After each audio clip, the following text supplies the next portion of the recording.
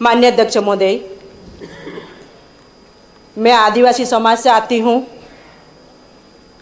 और आदिवासी समाज के ऊपर जिस प्रकार से जो अभी अत्याचार हो रहा है, जिसमें निरंतर भूमि अधिग्रहण और मां नर्मदा तक को भी नहीं छोड़ा जा रहा है, मैं आपके माध्यम से वन विभाग माननीय मंत्री महोदय से निम्न गंभीर विषय पर जवाब चाहूंगी।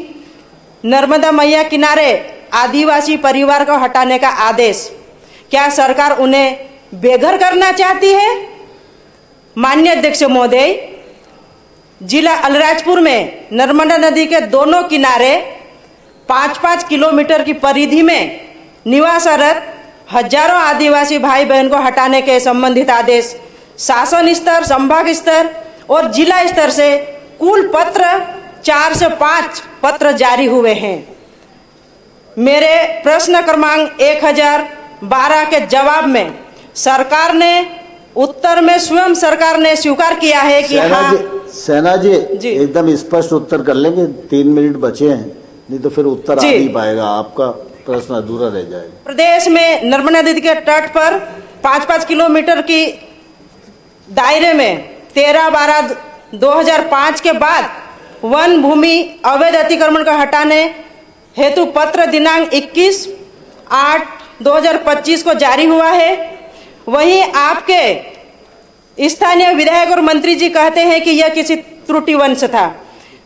मैं सीधा ये पूछना चाहती हूं सरकार से कि जोबट विधानसभा और अलीराजपुर जिले में जितनी भी भूमि अधिग्रहण की जो प्रक्रिया चल रही है, चाहे वो नर्मदा मैया के किनारे हो, चाहे वो आदिवासी के किसानों की खेतों की हो, मैं सरकार से आपके माध्यम से ये मांग करना चाहती हूँ कि भारत सरकार हो या राज्य सरकार, जो प्रोसेस हुई है जमीन छीनने की, धार जिले की हो, बड़वानी जिले की हो, अलीराजपुर जिले की हो, झाबुआ जिले की, आदिवासी समाज की जमीन छीनने की जो प्रक्रिया चल रही है उसे तत्काल निरस्त किया जावे, ताकि हमारा आदिवासी किसान गरीब छोटे टुकड़े में बसता है। सेना जी बैठिए, प्रश्न आ गया। माननीय मंत्री जी।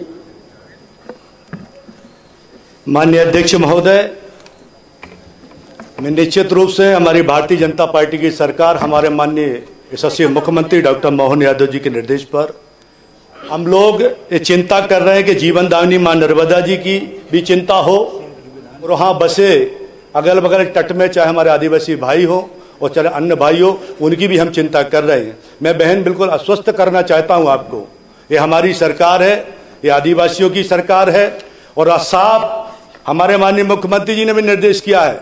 8वें महीने में आदेश हुआ है, 8वें महीने के बाद 3 महीने के बाद भी कोई भी अतिक्रमण नहीं हटाया गया और हमने आग्रह किया है कि जो स्वेच्छा से हटाएगा उसी का हटेगा, जबरदस्ती किसी भी भाई का अतिक्रमण नहीं हटेगा, क्योंकि हमें चिंता करना है।